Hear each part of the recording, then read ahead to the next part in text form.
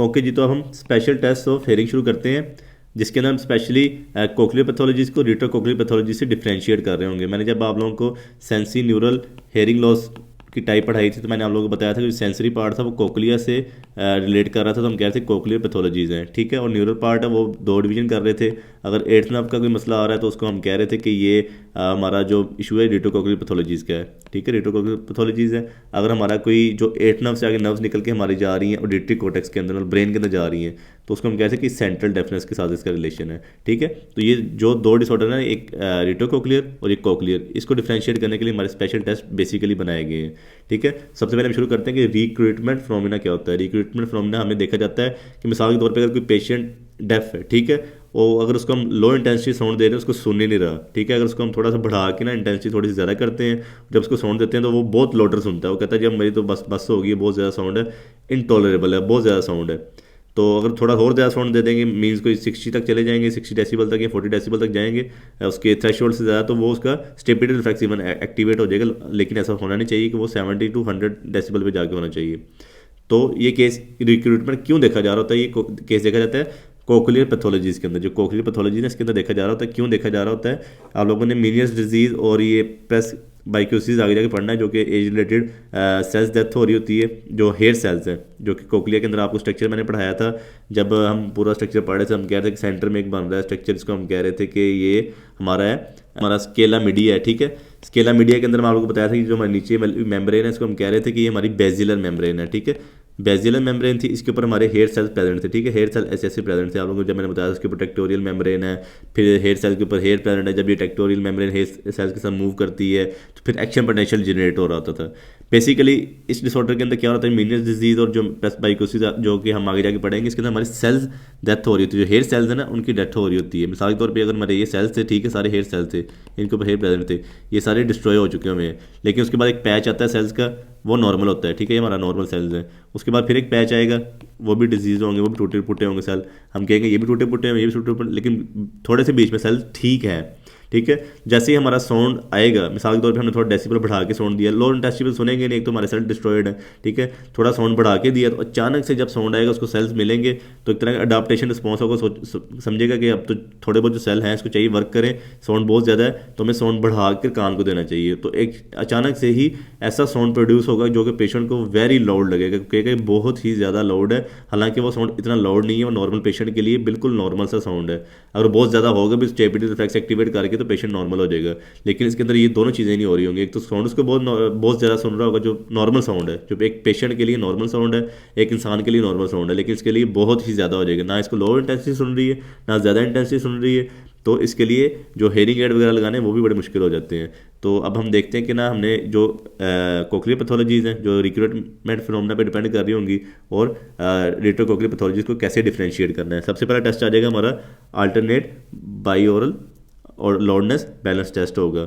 तो balance test से आप लोगों ने याद रख लेना कि इसके अंदर हम बैलेंसिंग कर रहे होंगे। मिसाल के तौर पर कोई पेशेंट है, उसका लेफ्ट ईयर ना डिजीज्ड है, ठीक है, और उसका राइट ईयर बिल्कुल ठीक है, तो हम इन दोनों को कंपेयर करेंगे। कैसे कंपेयर करेंगे, एक तो हमने एक फ्रिक्वेंसी आपने सेट कर देनी कि मिसाल के तौर पे मैं ना 1000 हर्ट्ज की इसको दे रहा हूँ फ्रिक्वेंसी, ठीक है, लेकिन जो आपने ना 20 डेसिबल उसकी जो थ्रेशोल्ड से ज़्यादा ही उसको देना है, जो सबसे पहले जो देना है। मिसाल के तौर पर अगर लेफ्ट ईयर है, ये हमारा डेफ है, ठीक है, मतलब इसकी पैथोलॉजी चल रही है, तो इसके लिए जो थ्रेशोल्ड बन रहा है ना वो थ्रेशोल्ड 30 बन रहा है, ठीक है। 30 पे हमने 30 था उसका थ्रेशोल्ड, तो उससे ज़्यादा हमने 20 ज़्यादा डेसिबल दे रहे हैं। मिसाल के तौर पे 50 दे दिए, ठीक है, 50 के बाद उसको 70 देंगे, 70 के बाद उसको 90 देंगे, फिर 110 देंगे, ठीक है।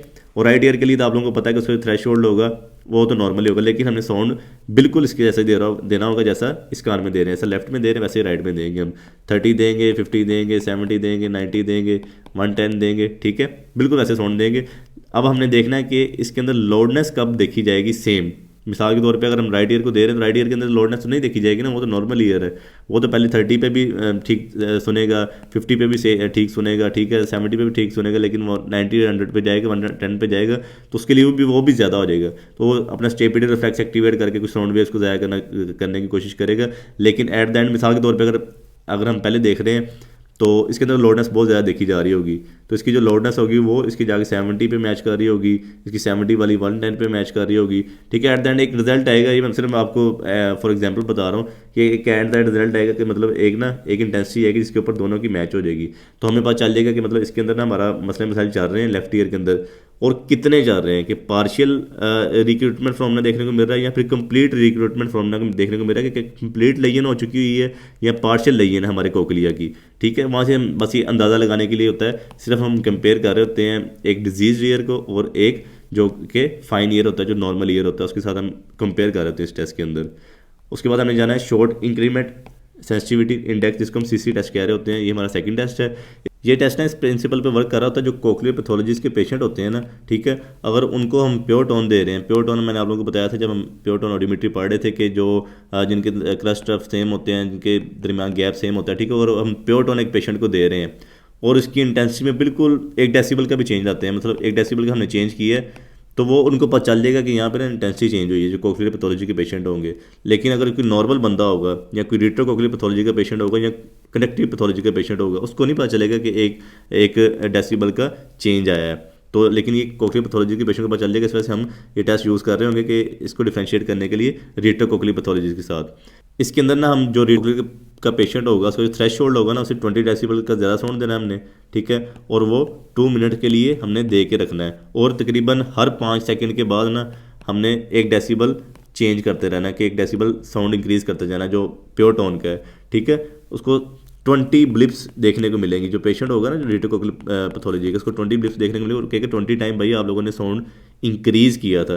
ठीक है, तो मुझे फील हुआ है कि 1 डेसिबल का चेंज आया है। लेकिन अगर हम बाकी पेशेंट्स में करेंगे, मतलब कोई कंडक्टिव डेफनेस का पेशेंट होगा तो वो तकरीबन ज़्यादा से ज़्यादा मैक्सिमम 15% ब्लिप्स पकड़ पाएगा। लेकिन जो कोक्लियर पैथोलॉजी का पेशेंट होगा 70 to 100% पकड़ लेगा कि हाँ यहाँ पे ब्लिप्स आए थे, मुझे पता चल गया हुआ है।